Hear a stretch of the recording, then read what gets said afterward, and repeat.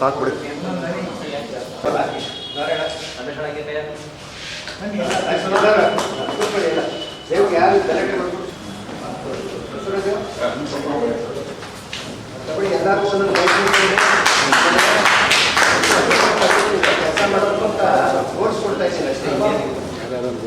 ಅವರೇ ಸರ್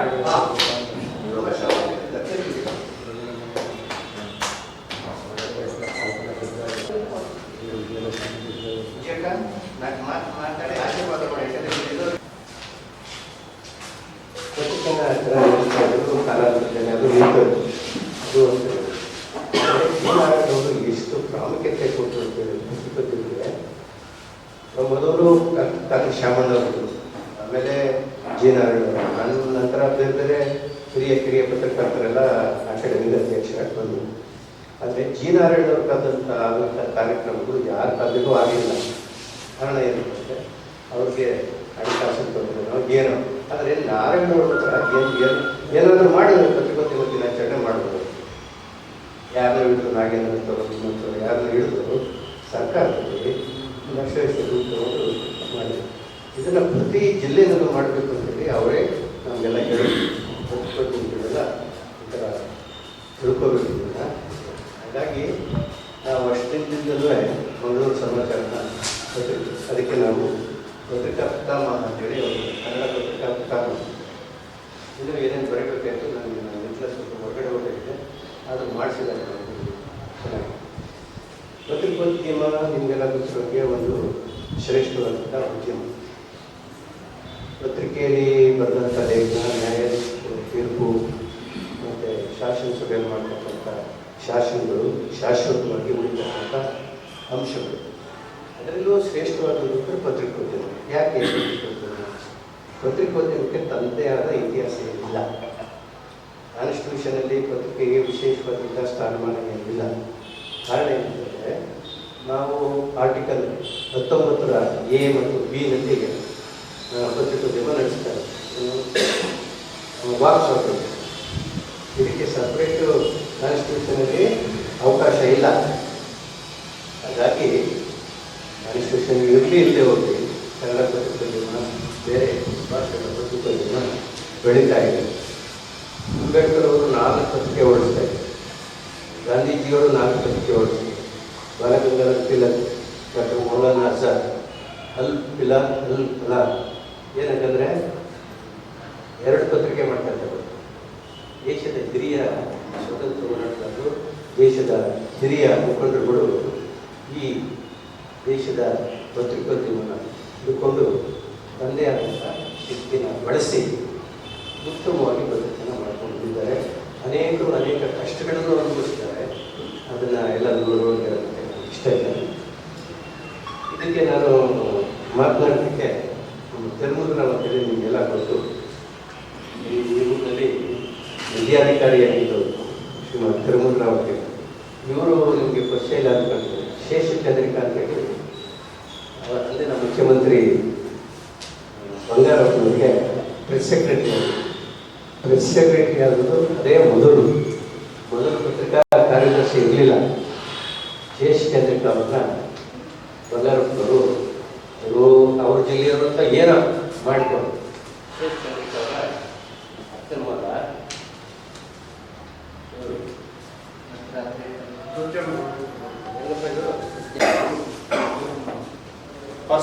ಮಹಿಳಾ ಮೀಸಲಾತಿಯನ್ನು ಲೋಕಸಭಾ ಸ್ಥಾನಗಳಿಗೆ ಕೊಡಬೇಕು ಅನ್ನುವ ವಾದ ಇವತ್ತಿಂದಲ್ಲ, ನಿನ್ನೆ ಮೊನ್ನೆ ಅಲ್ಲ. 27 ವರ್ಷಗಳ ಕಾಲ ಕಾಂಗ್ರೆಸ್ಗೆ ಅದನ್ನು ಮಾಡಲಿಕ್ಕೆ ಆಗಲಿಲ್ಲ. ಪುರುಷ ಪ್ರಧಾನ ಪಕ್ಷ ಅನ್ನುವ ಅಪಖ್ಯಾತಿ ನಮಗಿದ್ರೂ ಕೂಡ ನಾವು ಮಾಡಿದ್ದೇವೆ ಅನ್ನೋ ಬಿಜೆಪಿ ಕೂಡ ಬೆನ್ನು ತಟ್ಕೊಳ್ತಾರೆ. ಆದರೆ ನಿಜವಾದ ಅಸಲಿಯತ್ತು ಏನು, ಅಸಲಿ ಬಣ್ಣ ಏನು ಈ ಮೀಸಲಾತಿಗೆ ಸಂಬಂಧಪಟ್ಟ ರಾಜಕೀಯ ಪಕ್ಷಗಳು ಮೀಸಲಾತಿಯ ಕುರಿತು ನಿಜಕ್ಕೂ ಏನು ಹೇಳ್ತಿದ್ದಾರೆ? ಅವರ ನಿಜವಾದ ಬಣ್ಣ ಏನು? ರಾಜಕೀಯ ಪಕ್ಷಗಳು ಅವೆಲ್ಲರೂ ಹೇಳ್ತಾರೆ 100% ನಮಗೆ ಸಹಮತ ಇದೆ, ಮಹಿಳೆಯರಿಗೆ ಮೀಸಲಾತಿ ಕೊಡಬೇಕು ಅಂತ ಹೇಳುದು. ಯಾವ ಪಕ್ಷನೂ ಹಿಂದೆ ಬಿದ್ದಿಲ್ಲ ಆ ವಿಚಾರವನ್ನು ಹೇಳುವುದು, ಆದರೆ ಹಿಂದೆ ಬಿದ್ದಿರುವುದೆಲ್ಲ ಮಾಡೋದು. ಆದರೆ ಸಾಮಾಜಿಕ ವಿಶ್ಲೇಷಕರು ಏನು ಹೇಳ್ತಾರೆ?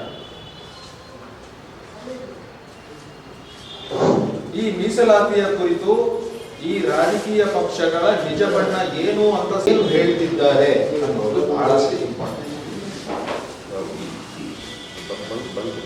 ನಾವು ಈ 33% ಮೀಸಲಾತಿ ಬಗ್ಗೆ ಚರ್ಚೆಗೆ ಹೋಗುವುದಕ್ಕಿಂತ ಮುಂಚೆ, ಉಳುಮೆ ಮಾಡೋದಕ್ಕೆ, ಬಿತ್ತನೆ ಮಾಡೋದಕ್ಕಿಂತ ಮುಂಚೆ ಜಮೀನನ್ನ ಉಳುಮೆ ಮಾಡಿ ಕಳೆ ತೆಗೆದು ಸಿದ್ಧಪಡಿಸ್ಕೊಳ್ಬೇಕಲ್ಲ, ಹಾಗೆ ನಾವು ಈ ಚರ್ಚೆಗೆ ಹೋಗುವುದಕ್ಕಿಂತ ಮುಂಚೆ ಒಂದು ಮಾನಸಿಕ ಸಿದ್ಧತೆ ಬೇಕು ನನಗೆ. ನಿಮಗೆ ನನ್ನ ಪ್ರಶ್ನೆ, ಇಲ್ಲಿ ಮಹಿಳೆಯರಿಗೆ ಈ ದೇಶದಲ್ಲಿ ಸಮಾನತೆ ಇದೆಯಾ? ಅವರಿಗೆ ಸಮಾನ ಅವಕಾಶಗಳು ಸಿಗ್ತಾ ಇದೆಯಾ? ಸಮಪಾಲು ಸಮಬಾಳು ಸಿಗ್ತಾ ಇದೆಯಾ? ಅದಕ್ಕೆ ನಿಮ್ಮ ಉತ್ತರ ಏನು? ನಿಮ್ಮ ಮನಸ್ಸಿನೊಳಗೆ, ಹೃದಯದೊಳಗೆ ಉತ್ತರ ಏನಿದೆ ಅದೆಷ್ಟೇ ನೇರವಾಗಿ ಇರಲಿ, ಅದೇನು ಅನ್ಸುತ್ತೋ ಅದನ್ನು ಹೇಳಿ. ಏನನ್ಸುತ್ತೆ? ಮಹಿಳೆಯರಿಗೆ ಸಮಪಾಲು ಸಮಪಾಲು ಇದೆಯಾ ಈ ದೇಶದಲ್ಲಿ? ಇಲ್ಲ, ಕೊಡ್ಬೇಕು ಇಲ್ಲ.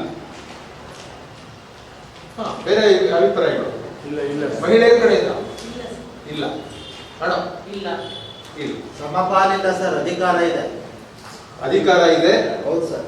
ಸಮಪಾಲಿಲ್ಲ. ರಾಜಕೀಯವಾಗಿ ಒಂದು ಮಾತ್ರ ಇಲ್ಲ, ರಾಜಕೀಯವಾಗಿ ಮಾತ್ರ ಇಲ್ಲ, ಎಲ್ಲ ಕಡೆ ಇದೆ. ಈಗ ಮಹಿಳೆಯರ ಸ್ಥಿತಿಗತಿ ಈ ದೇಶದಲ್ಲಿ ವೇದಗಳ ಕಾಲದಿಂದ ವರ್ತಮಾನದ ಇವತ್ತಿನವರೆಗೆ ಹೇಗಿತ್ತು, ಹೇಗಿದೆ ಅನ್ನುವುದರ ಒಂದು ಸಣ್ಣ ಚರ್ಚೆಯನ್ನು ನಾವು ಮಾಡಬೇಕು. ನಾನೀಗ ವೇದಗಳ ಕಾಲವನ್ನು ತಗೊಳ್ತೇನೆ. ಋಗ್ವೇದ, ಅಥರ್ವಣ ವೇದ ಮತ್ತು ವೇದಗಳ ಗೊತ್ತಿಲ್ಲ.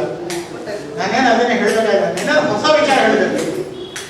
ಅಷ್ಟು ದೂರದಿಂದ ಬಂದ್ಬಿಟ್ಟು ನಾನು ಹೇಳಿದ್ದೇನೆ ಜರ್ಮನಿ ಅದೆಲ್ಲ ಹೇಳಕ್ ತಯಾರಿ. ನಾನು ಏನಾದ್ರು ಹೊಸ ವಿಚಾರ ಹೇಳ್ಬೇಕು. ಅಷ್ಟು ದೂರದಿಂದ ಬಂದು ನಾನು ಮಂಡ್ಯ ಜಿಲ್ಲೆಯಲ್ಲಿದ್ದು ಸ್ವಲ್ಪ ಸಂಶೋಧನೆ ಮಾಡಿದ್ದೀನಿ. ಪತ್ರಿಕೋದ್ಯಮದ ಬಗ್ಗೆ ಸಂಶೋಧನೆ ಮಾಡಿದ್ದೀನಿ ಅಂತ ಕೇಳ್ಬೋದು. ನಾನು ನಿವೃತ್ತ ಶಿಕ್ಷಣಾಧಿಕಾರಿಯಾಗಿ ಬಂದಿಲ್ಲ, ಸಾಹಿತಿಯಾಗಿ ಬಂದಿಲ್ಲ. ನಾವು ಪತ್ರಿಕೋದ್ಯಮದಲ್ಲಿ ಕೆಲಸ ಮಾಡ್ತಾ ಇದ್ದೀವಿ. ಈ ಪತ್ರಿಕೆಯ ಸಂಪಾದಕ ಮಂಡಳಿ ಸದಸ್ಯ ಆಗಿದ್ದೀನಿ. ನಾನು ನಿಮ್ಮ ಜೊತೆ ಸೇರ್ಕೋಬೋದ? ಸೇರ್ಕೋಬೋದಲ್ಲ? ಆ ಒಂದು ಹುದ್ದೆ ನನಗೆ ಇಲ್ಲಿ ಬರಕ್ ಮಾಡಿದೆ. ನಾನು ಮಂಡ್ಯಕ್ಕೆ ಯಾವಾಗ ಬರದೇ ಬರ್ತೀನಿ.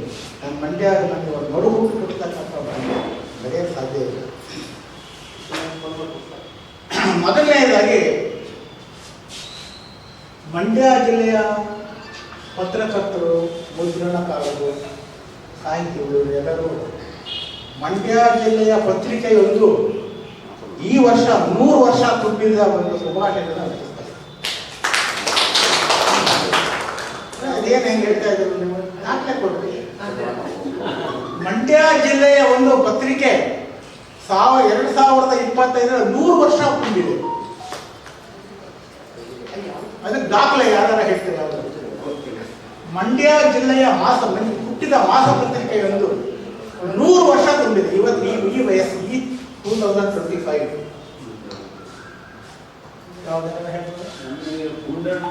ಇಲ್ಲ ಇನ್ನು ನಡೀತಾ ಬರ್ತಾ ಇದೆ.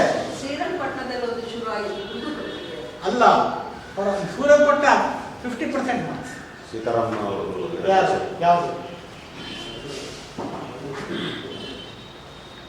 ಇಲ್ಲಿ 100 ಅಂತ ಬರೆದಿದೆ ನೋಡಿ. ಕೆಲವು ಅರ್ಥ ಆಗ್ತಾ ಇದೆ. 100 100 ಇದು ಸ್ಕೌಟ್ಸ್ ಅಂಡ್ ಗೈಡ್ಸ್ ಅಂತ ಮಾತಾಡ್ತಕ್ಕೆ ಇಲ್ಲ. ಬಾಯ್ ಸ್ಕೌಟ್ಸ್ ಅಂತ ಇತ್ತು. ಮಹಾರಾಜರು ಮೈಸೂರಲ್ಲಿ ಶುರುವಾದ ಮಹಾರಾಜ ಹೇಳಿದ್ರೆ ಇದೆಲ್ಲ ಸಂಶೋಧನೆ ಮಾಡೋದು ನಿಮ್ಗೆ ದಾಖಲೆ ಕೊಟ್ಟು ಹೋಗ್ಬೇಕಾದ್ರೆ ದಾಖಲೆ ಕೊಟ್ಟರು. ಮಹಾರಾಜ ಅದು ಇಂಗ್ಲೀಷ್ ಬರೋದು, ಇರ್ವಿನ್ ಅವರು ಇವರೆಲ್ಲ ಇಂಗ್ಲೀಷ್ ಬರೋದು, ವಾಯ್ಸ್ ಔಟ್. ಅದು ಉದ್ದೇಶ ಏನಂದರೆ ಎಲ್ಲರೂ ಸಹ ಒಳ್ಳೆ ಸಿಟಿಸನ್ಸ್ ಬರಬೇಕು. ಅದು ಯಾವುದು ಬ್ರಿಟಿಷರು main aim of boy scouts everybody should become a good citizen with values of life ಅಂತ ಹೇಳ್ತಾರೆ ಯಾರು ಮಹಾರಾಜ.